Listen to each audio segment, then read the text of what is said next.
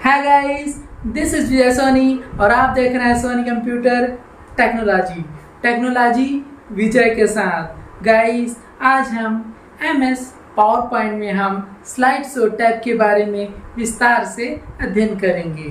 Guys, video थोड़ी लंबी और अच्छी बनी है, तो वीडियो आप ध्यान से देखिएगा। तो चलिए गाइस, वीडियो की ओर हम आगे बढ़ते हैं।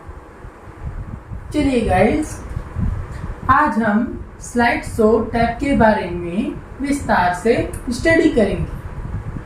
आप देख सकते हैं स्लाइड शो टैब में हमारा from beginning, from current slide, custom slide, setup slide show, hide slide, record narration, rehearse timing, use rehearse timing, resolution, इस प्रकार से हमें कुछ ऑप्शन दिया हुआ है। यदि हम फर्स्ट ऑप्शन को लेते हैं फ्रॉम बिगिनिंग, यहाँ पर आप जैसे ही क्लिक करेंगे आपका स्लाइड शो बिगिनिंग से स्टार्ट होगा। देखिए, आपको यहाँ क्लिक करना है। आप क्लिक करते जाएंगे तो आपका स्लाइड शो होता जाएगा। तो ये तो हो गया हमारा फ्रॉम बिगिनिंग। मान लीजिए आप फ्रॉम करेंट स्लाइड को अगर करते हैं तो आपका स्लाइड करेंट पेज से स्लाइड शो होना स्टार्ट होता है।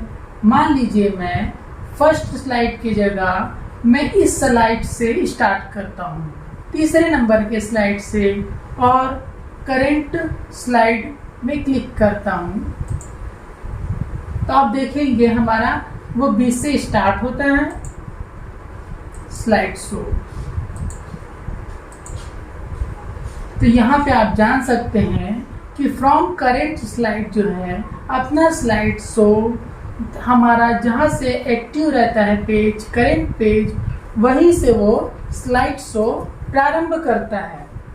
इसके बाद में आप कस्टम स्लाइड शो में जाएंगे। यहाँ पे क्या है गाइस, कस्टम स्लाइड पे आप क्लिक करेंगे, आपको इस प्रकार से कस्टम शो का सेटअप दिखाई पड़ेगा। यहाँ पर आप जो स्लाइड शो करना चाहते हैं उसको आप यहाँ पर से रखेंगे। मैंने यहाँ पे आपको न्यू में जाना है। न्यू में जाने के बाद मान लीजिए मुझे इस स्लाइड को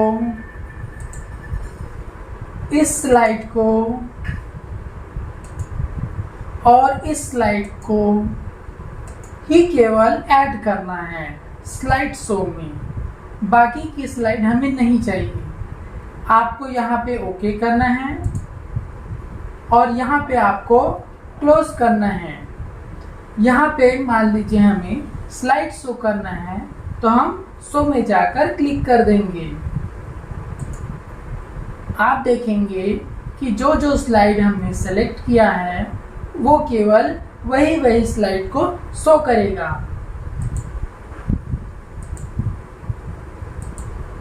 क्लियर? हमने तीन ही स्लाइड को लिया था और तीनों स्लाइड को ही लिया है।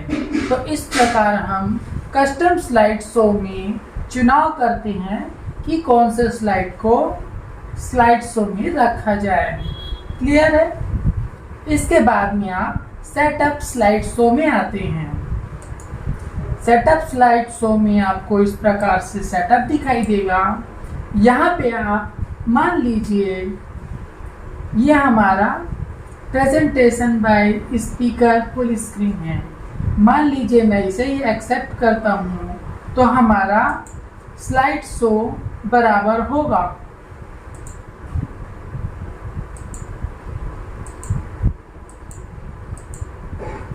मान लीजिए मैं फर्स्ट की जगह सेकंड ऑप्शन रखता हूँ browse by an individual window में और ओके करता हूँ। इसके बाद अगर आप स्लाइड शो करेंगे तो इसके बाद आपका स्लाइड कुछ इस प्रकार से थंबनेल के समान दिखाई पड़ेगा और आपका स्लाइड शो यहाँ से आगे नहीं बढ़ेगा। आप एस्केप बटन दबा के वापस आ जाएंगे। इसके बाद में हमारा सेटअप स्लाइड शो, हम इस ऑप्शन को क्लिक करते हैं। क्लिक करने के बाद आप ओके करेंगे। ओके करने के बाद आप स्लाइड शो करेंगे। दोबारा आप फिर क्लिक करेंगे। आप देखेंगे कि स्लाइड शो हमारा आगे नहीं बढ़ रहा है। आप एस्केप बटन दबाकर वापस आ जाएंगे। इस प्रकार हमारा फर्स्ट ऑप्शन में आपका स्लाइड शो एक्टिव रहता है और ये जो सेकेंड विंडो का और ये ब्राउज, ये वाला थर्ड ऑप्शन, इसमें आपका स्लाइड शो नहीं होता है। क्लियर? चलिए, इसके बाद में हमारा, मैं इसे हटा देता हूँ। यहाँ पे से आप सेकेंड ऑप्शन को सेलेक्ट करेंगे।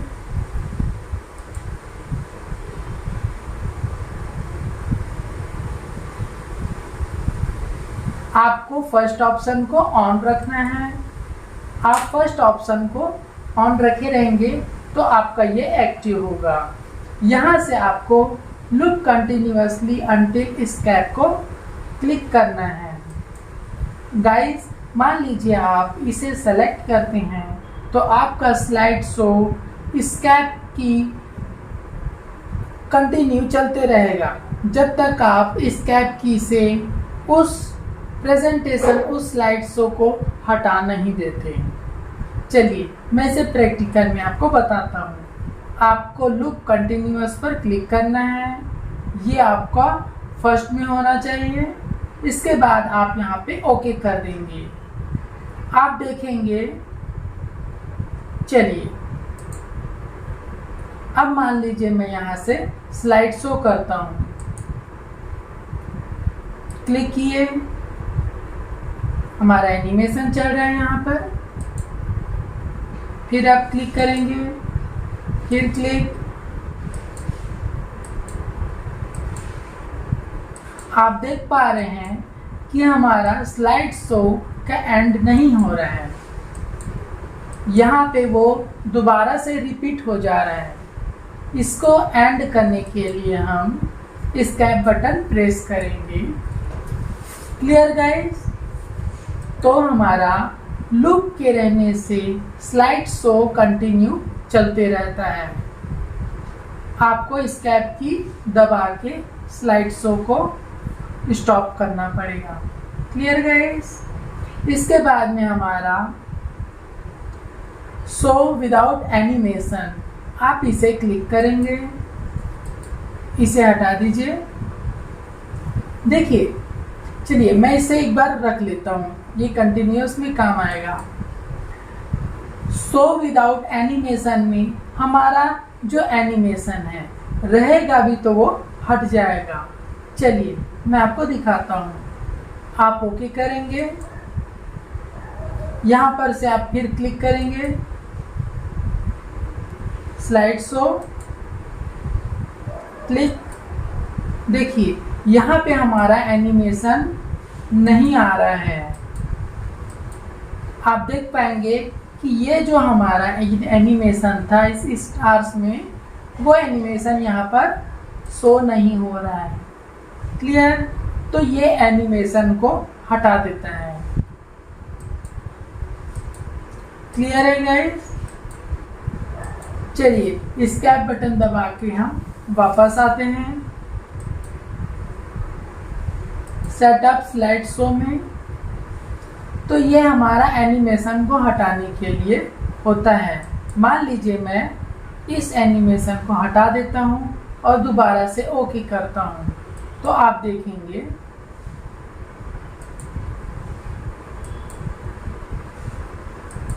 देखिए आप इस प्रकार से यहाँ पे एनिमेशन शो हो रहा है। तो आपका क्लियर हो गया होगा कि वो एनिमेशन को हटाने के लिए यूज होता है। चलिए हम एस्केप बटन दबा के आगे बढ़ते हैं।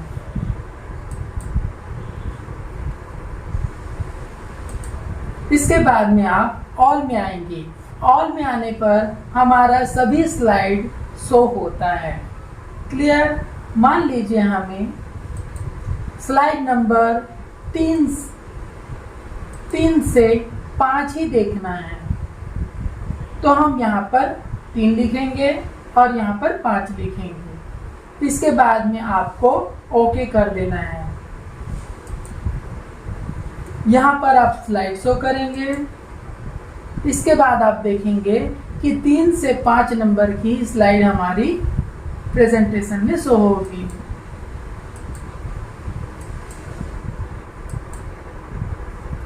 क्लियर? 1 2 3। तो इस प्रकार हमारा सेटअप स्लाइड शो क्लियर होता है। इसके बाद में हमारा हाइड स्लाइड आता है। यह हाइड स्लाइड आपका स्लाइड शो में उस स्लाइड को हटा देता है, हाइड कर देगा।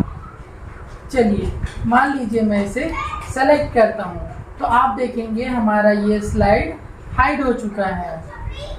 मान लीजिए मैं इस स्लाइड को सेलेक्ट करता हूँ और इसे भी मैं हाइड कर देता हूँ। आप देखेंगे कुछ इस प्रकार से आपको दिखेगा और वो स्लाइड हमारा स्लाइड शो में शो नहीं होगा। चलिए मैं स्लाइड शो करता हूँ फर्स्ट से।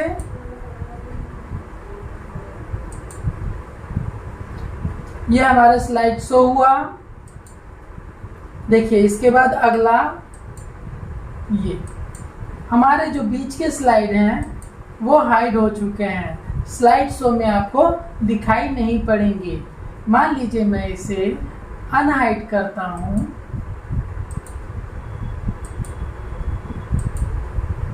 अब आप देखेंगे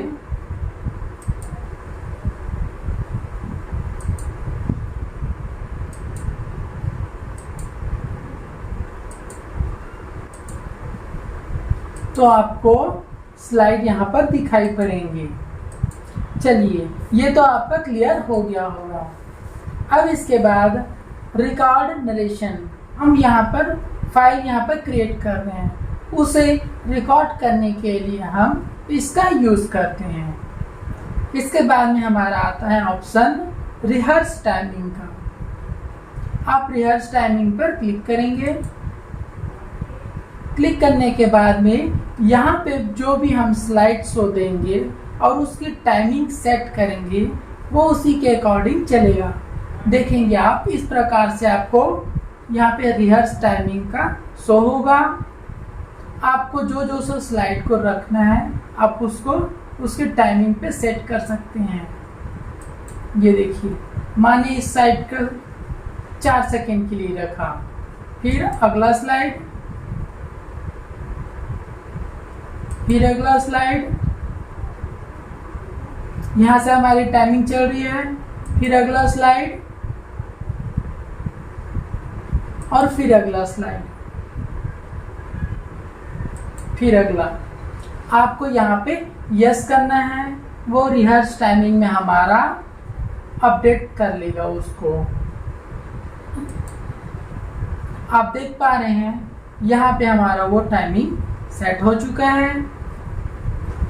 इसके बाद इसका तो कोई यूज नहीं है। यहाँ से हम रिजोल्यूशन को सेट करते हैं। हमारा रिजोल्यूशन कैसा होना चाहिए, आपको यहाँ पर से रिजोल्यूशन को सेट करना होगा। आपको जो ठीक लगता है आप उसे सेलेक्ट कर लेंगे।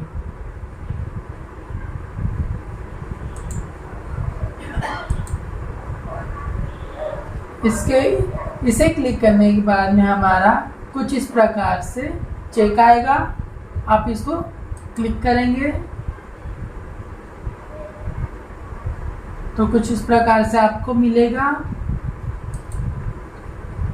यहाँ पे आपका change the appearance of your display इस प्रकार से मिलेगा। आप यहाँ पर से डिस्प्ले रिजोल्यूशन ओरिएंटेशन को सेट कर सकते हैं। क्लियर? चलिए इसे मैं यहाँ से क्लोज करता हूँ। तो इस प्रकार से हमारा स्लाइड शो टैब कंप्लीट होता है। उम्मीद है आपको ये अच्छी तरह से समझ में आ गया होगा। उम्मीद है गाइस आपको ये वीडियो जरूर समझ में आया होगा। वीडियो अगर आपको अच्छी लगती है तो प्लीज़ वीडियो को लाइक और सब्सक्राइब करना ना भूलिए।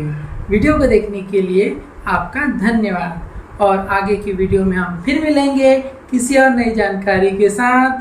तब तक के लिए नमस्कार।